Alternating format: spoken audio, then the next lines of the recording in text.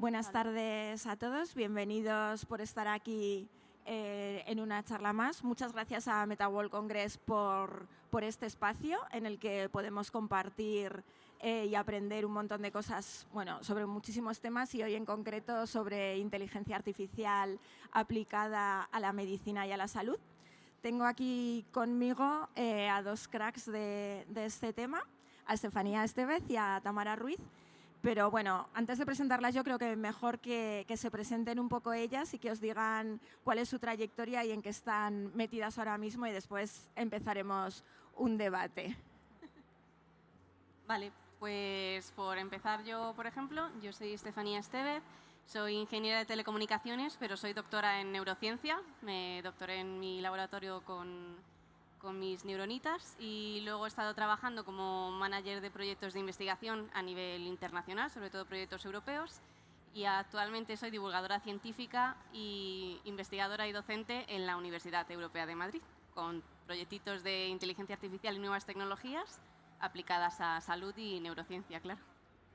Bueno, mi nombre es Tamara Ruiz, soy técnico de radiología en la Comunidad de Madrid, llevo más de 10 años entre hospitales públicos y actualmente colaboro con una fundación oncológica en las que colaboro con ciertos proyectos de investigación muy interesantes. Bueno, pues antes de nada vamos a empezar con algunos casos que inspiran, que seguro que ver aplicaciones de esta inteligencia artificial en medicina es lo que más nos ayuda a visualizarlo, ¿no? Seguro que muchos de nosotros, de los que estamos aquí, conocéis el caso de Anne, que se ha hecho un poco viral recientemente. Con Estefanía hablábamos hace un rato, que la verdad es que no es un caso actual, pero seguro cuántos de aquí lo habéis oído, lo conocéis, el caso de Anne, de una chica que podía hablar gracias a la inteligencia artificial, que no era posible.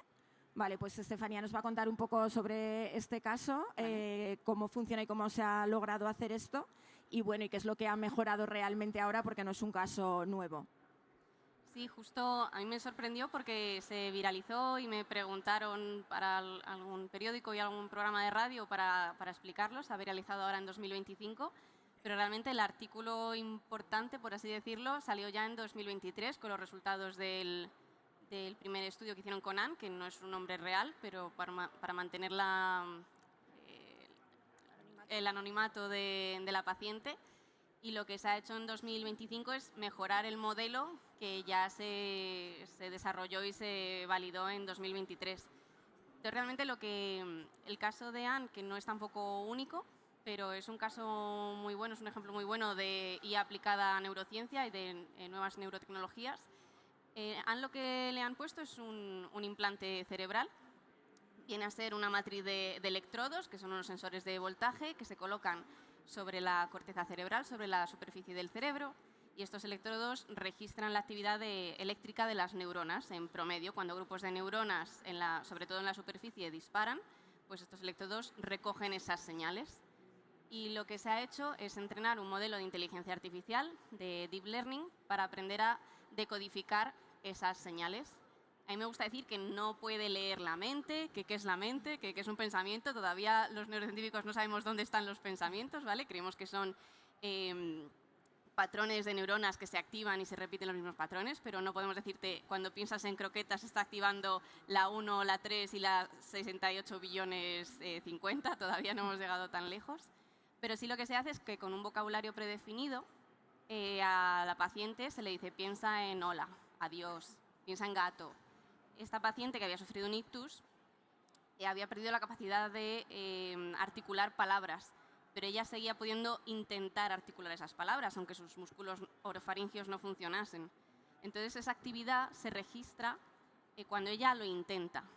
Y lo que hace el modelo es aprender a distinguir pequeños matices de cuando intenta articular una palabra u otra. Entonces, una vez está entrenado con ese vocabulario, se le pregunta a la paciente, piensa en gato. Y el modelo te dice, estoy un 85% seguro de que está pensando en gato. Luego, pues igual que ChatGPT, sabe que es más probable que después de un hola venga un qué tal que un tortilla, ¿no? Pues eso también se introduce un poquito. Y así es como funciona. Lo que han conseguido en 2025 es ampliar esas palabras. Ahora ya no es un vocabulario único, sino que además con ese vocabulario que ya tiene puede intuir palabras nuevas. intuir qué significan y en qué parte de la frase van. Y un poco ahora la batalla o la carrera, porque hay, sobre todo a nivel de investigación, todavía no ha llegado a la clínica, ahora hablaremos de la clínica seguramente, es una carrera para ver quién consigue el modelo que tiene mayor precisión, con más palabras, con menos latencia y que funciona más rápido. Esa es un poco ahora la carrera. Pues te tomo el relevo, como muy bien has dicho, de la parte clínica y Tamara, cuéntanos un poco cómo vemos esta parte de la inteligencia artificial dentro de la parte clínica, en diagnósticos, herramientas. Pues en el hospital, en la zona de radiología, empezaron a entrar lo que es la inteligencia artificial más en lo que es la adquisición de la imagen, en los software de las máquinas, para la colocación automática de los pacientes. Y eso ha dado un giro tremendo porque ha mejorado muchísimo la calidad, reduciendo mucho los tiempos, sobre todo en pruebas que son bastante latosas para los pacientes, como son las resonancias magnéticas, que dan mucha claustrofobia. Entonces, ahí, aparte, ha reducido mucho lo que es el ruido y la calidad de la imagen es bestial. Y estamos ahí ya más en ello con lo que es el diagnóstico y el apoyo al tema de los médicos, que ahí es un poco más, todavía queda camino, pero se están haciendo cosas muy, muy interesantes. En nuestro hospital en concreto se ha establecido un software para analizar lo que son las radiografías de tórax, porque para que os hagáis una idea, la radiografía simple ocupa el 50% de todas las pruebas diagnósticas en radiología. Es un volumen muy, muy grande y la mayoría es radiografía de tórax, sobre todo a raíz de la pandemia. Entonces, el tema es que el diagnóstico en urgencias se necesita mucho del radiólogo, porque los médicos por sí mismos no pueden identificarlo. Entonces, eso ya agiliza mucho el proceso del flujo a la hora desde que entran los pacientes, de qué gravedad o no darle prioridad. Y aparte de eso, luego está del diagnóstico está el tratamiento. Y en el tratamiento ahí quiero hablaros de algo más personal, que es con el proyecto que colaboro de investigación con la Fundación Oncológica. Y es que estamos con un software de inteligencia artificial y que tiene que ver con la neurociencia hoy, que lo que estamos haciendo es ver el impacto que tiene en los niños los tratamientos oncológicos cuando se adaptan a las clases, porque claro, el niño se cura, pero ¿y qué pasa después de ahí, no? Entonces hay bastantes fallos de atención, pérdidas de memoria, y con ese software lo que estamos comprobando, y aparte del tratamiento psicológico y con juegos, en concreto, por ejemplo, con Minecraft educativo, que no sé si lo conocéis ahora con la película, que es bastante famoso, estamos demostrando cómo algo puede ser curativo y mejorar el rendimiento de cara a la vuelta de esas clases. Muy interesante, muchas gracias. Ahora os voy a poner aquí un poco en un aprieto. Vamos a hacer un diálogo cruzado porque tenemos los dos perfiles. Os vais a poner la gorra de ingeniera y de médica. Y entonces, bueno, ¿cómo veis estas sinergias? Porque al final a lo mejor un médico dice que horror a la inteligencia artificial y un ingeniero pues a lo mejor es más cuadriculado y dice, bueno, los datos me dan un resultado que en medicina, pues esto cómo lo explico. ¿Qué veis de ventajas, desventajas? ¿Creéis que un equipo diverso sería lo más importante? Bueno, contadnos un poco. ¿Quedas tú como ingeniera? Sí. Bueno, nosotros, por suerte, en los proyectos en los que yo he trabajado, hemos tenido la suerte de trabajar con médicos y yo creo que precisamente este tipo de perfiles multidisciplinares, tanto de médicos que se especializan en inteligencia artificial y que aprenden a programar y empiezan a entender qué hay realmente dentro de esa caja negra, es muy importante. Tanto eso como que los ingenieros nos familiaricemos un poquito con el lenguaje. Porque a nosotros nos pasaba que estamos tratando con datos, son datos clínicos, datos de historia clínica, datos genéticos, y al final hay cositas que nosotros no entendemos. A lo mejor algo tan tonto como estoy trabajando con datos de pacientes de cáncer y yo tengo que un paciente tiene datos de recurrencia de cáncer, de que ese cáncer ha reaparecido o ha tenido un segundo cáncer y no tengo datos del primero. Y aquí es cuando el médico me dice, aquí algo está mal, aquí tienes un missing, aquí te faltan datos y esto hay que tratarlo de cierta manera. O incluso la primera vez que yo vi la palabra adyuvante para un tratamiento, que a lo mejor es un lenguaje que los ingenieros no estamos acostumbrados y tenemos que decirle al médico, pero bueno, ¿esto qué significa? ¿Cómo lo trato? Y bueno, y más cosas, porque incluso tú tienes datos de hemoglobina, por ejemplo, y tienes, ahora lo diré mal, pero miligramos por mililitro cúbico de hemoglobina, por ejemplo. Me lo he inventado, ¿vale? Y no es el mismo, a lo mejor, la métrica que utilizan en un hospital que en otro, o en un país y en otro. Y a ti te sale lo que llamamos un outlier, un dato que se dispara y resulta que es que está, porque en este hospital en Italia lo guardan con otro tipo de métrica. Entonces tenemos que hacer una conversión y muchas veces nosotros simplemente vemos un dato raro y es el médico el que nos cuenta este tipo de cosas. Entonces también los ingenieros vamos aprendiendo, pero sin esa comunicación directa, muchas veces de nada te sirve tener un algoritmo buenísimo o tener unos datos súper bien curados si no entiendes esos datos ni lo que significan, ¿no? Totalmente de acuerdo. Nosotros desde la parte clínica, ella habla de tecnicismos médicos, que es real, pero ellos hablan inglés todo el rato en cosas que dices, ¿pero esto? ¿Y qué ocurre? Que al final las soluciones las presenta un ingeniero o alguien comercial a nivel tecnológico sin tener un poco sentido de para qué queremos esa herramienta, ¿no? A nivel hospitalario. Y ahí es donde está el gran reto, porque hay muchísimas soluciones que se nos vienen los comerciales a nivel del hospital a ver qué compramos, pero realmente cuál es el uso que se quiere dar y quién lo va a usar, porque tener algo, gastarse un dinero para que al final se quede ahí aparcado y que genere más trabajo o más pérdida de tiempo es lo que realmente el médico, que ya no tiene tiempo de por sí, el que quiere dedicarlo a la consulta con el paciente, pues tienen que ser herramientas que faciliten y no que al final genere todavía más trabajo. Hay una parte que hablábamos antes que me ha resultado muy interesante, que contaba Tamara, si lo puedes contar, cuando estabas con un equipo con informático, ¿no? Estabais haciendo radiografías y había datos en esas radiografías que eran raros y el informático decía que no entendía. Cuéntale un poco. Claro, las radiografías hay que saber muy bien por qué se hacen y cómo. Entonces, claro, hay ciertas radiografías que por la anatomía del paciente, por la circunstancia que esté a nivel mal físicamente o porque esté en una UCI, pues no se hacen de pie, se hacen tumbados. Entonces le daban muchos sesgos de estos datos están mal. Bueno, no es que estén mal, es que no hay dos proyecciones de aquí. Es una porque el paciente tiene que estar tumbado. Entonces, ahí esa es la parte que yo creo que hay que colaborar y en la que estoy fiel seguidora de lo que dices tú, porque esto no es ingeniero o médico. El trabajo es conjunto y tenemos que ir en esa línea. Y en Estados Unidos sí que hay ingenieros médicos como figuras, pero aquí en España eso no existe. Entonces estamos los curiosos que venimos de la parte clínica y que decimos esto va ligado a seguir aprendiendo y a la tecnología y necesitar ciertos conocimientos para entenderlos a ellos y facilitarles también el que estén integrados con lo que están implantando a nivel médico.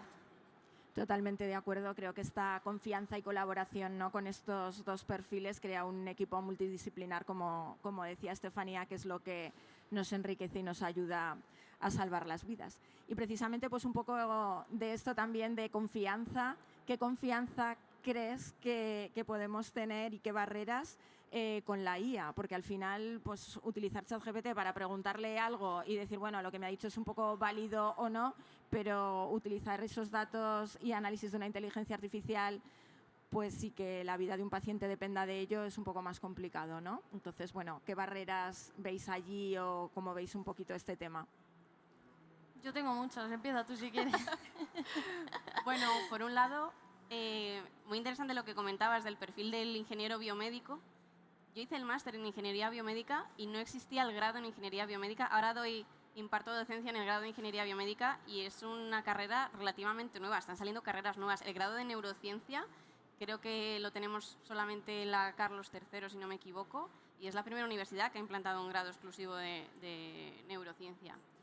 Y aún así, aunque son perfiles más de ingenieriles, pero que ya empiezan a saber un poquito terminología médica, no tienen la especificación que tiene un médico después de pasar toda la carrera, el MIR, las prácticas y demás. Entonces, siempre vamos a necesitar, yo creo que ese apoyo del profesional clínico. Y en cuanto a barreras, creo que se me ocurren dos principales. La primera es que precisamente esta conversación con el médico es fundamental porque son ellos los que lo van a usar y son ellos los que tienen que decirte lo que necesitan, qué especificaciones necesitan, cuáles son los criterios. Porque dices, tengo un modelo buenísimo que tiene un 85% de precisión, un 98,9% para decirme si este ictus es isquémico o hemorrágico. Y ella me va a decir, no me vale, porque si yo le doy un anticoagulante a tu paciente con un ictus isquémico, porque tu algoritmo ha interpretado que es una oclusión de una vena y resulta que es hemorrágico, yo le doy un anticoagulante y tiene una hemorragia cerebral, ese paciente es muy probable que fallezca. No me vale un 98,9%, tiene que ser un 99,99% de fiabilidad, porque la decisión, como decía Patricia, no implica que tu trabajo o que tu correo esté un poquito peor escrito. Estamos trabajando con decisiones que van a afectar a la vida de ese paciente. Entonces, por un lado, eso, la especificación y la calidad no es la misma que en otros campos y nos la tiene que dar el médico, y no estamos a veces acostumbrados a ese nivel de exigencia. Y ya se me había olvidado la otra, así que ya me acordaré. Bueno, puedes ir pensándola si se te ocurre mientras Tamara comenta. En eso que dices del 98%, pues una de las cosas que yo creo que hay que seguir es la casa comercial. Cuando sale te dice, esta solución tiene esta sensibilidad y con este porcentaje, porque se ha entrenado para ello y así se demuestra.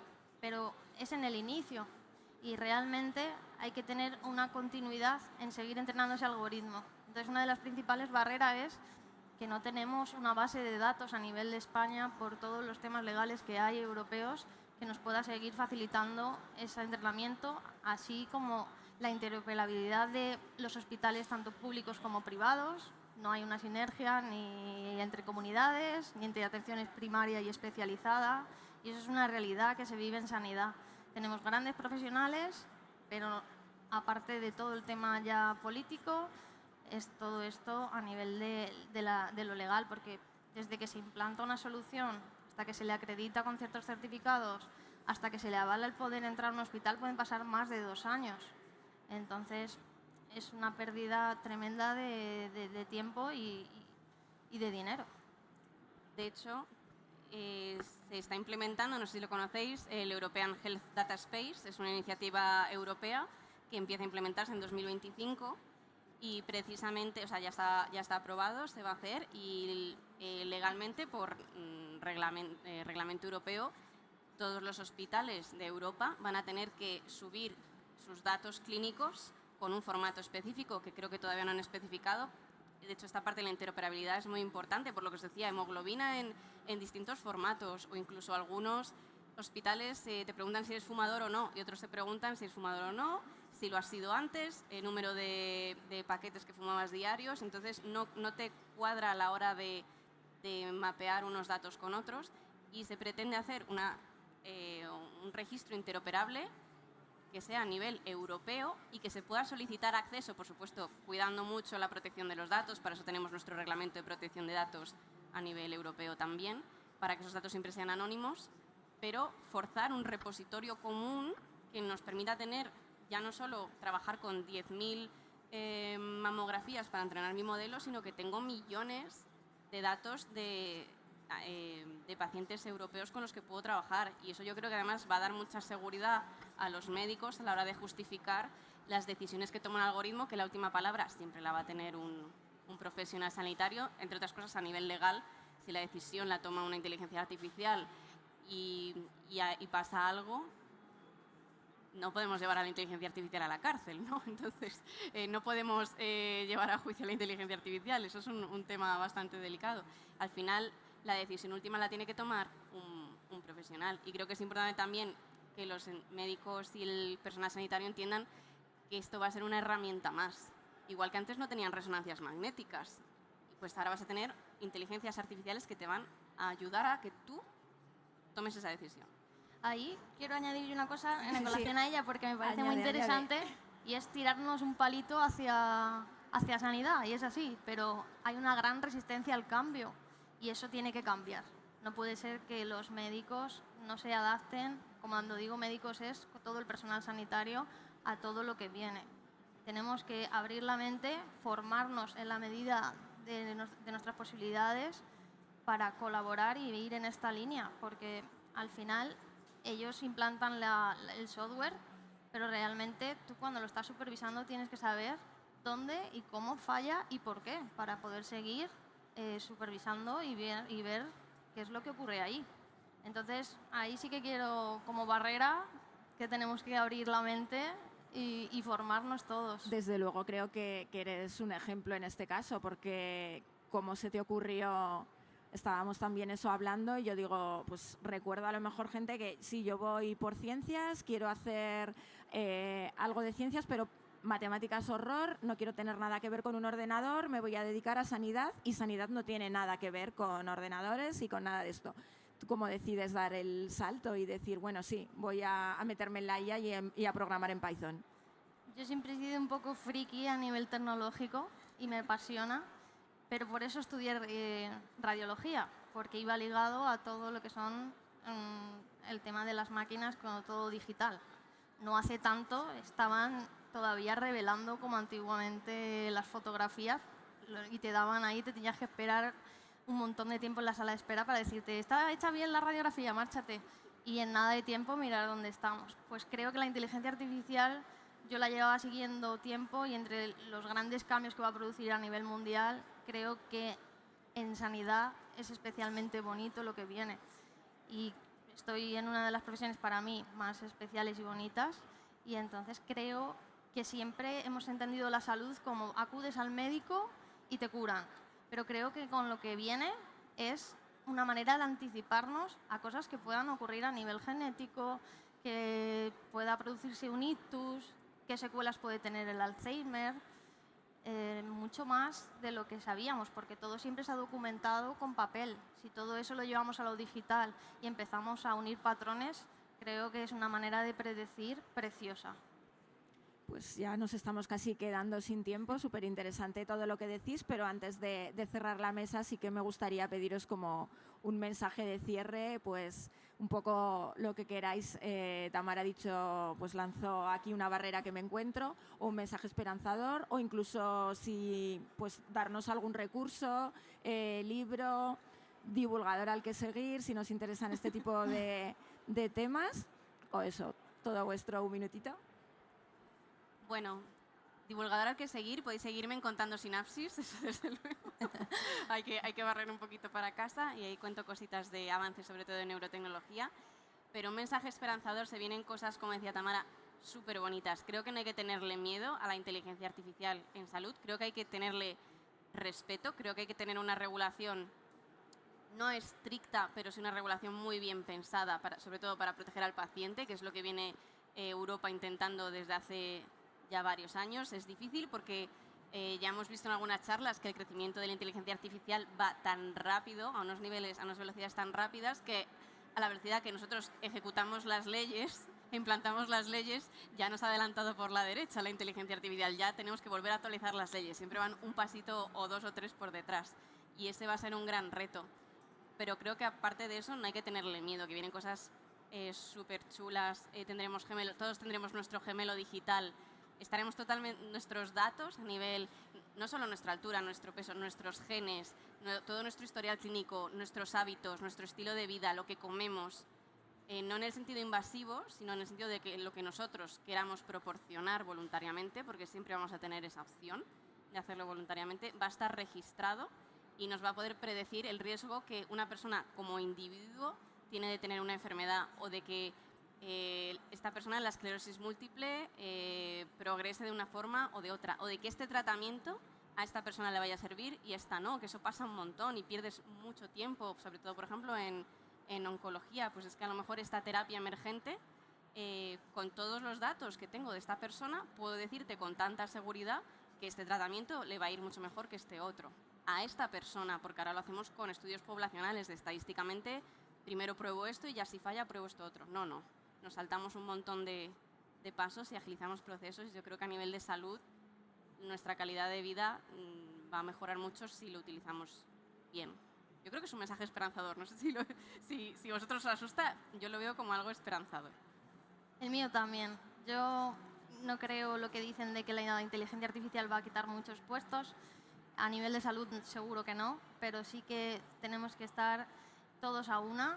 Creo fielmente en este sistema sanitario, tanto público como privado. Siempre nos miramos fuera y creo que tenemos que defenderlo porque somos un país referente a nivel sanitario. Y para ello necesitamos que todos juntos, en cualquier tipo de perfil, pues creemos una excelencia. Y para ello necesitamos una medicina predictiva que pueda predecir que puede venirnos, no que sea solo a nivel de curar, que sea muy precisa y que sea personalizada, porque no lo hemos mencionado aquí por el poco tiempo, pero ya hay muchas farmacéuticas y muchos laboratorios que están trabajando con nosotros porque los tratamientos muchas veces no funcionan porque un paciente no se puede ver de manera general, cada paciente es único. Entonces creo que tenemos que ir en esa línea y el futuro para mí parece precioso. Muchas gracias, chicas. Ha sido un placer escucharos. Creo que nos ha quedado claro el mensaje, ¿no? Que la inteligencia artificial, la tecnología es una herramienta al lado y para trabajar en colaboración con las personas. Muchas gracias a todos vosotros por este tiempo y que sigáis disfrutando del espacio. Gracias. Gracias. Gracias.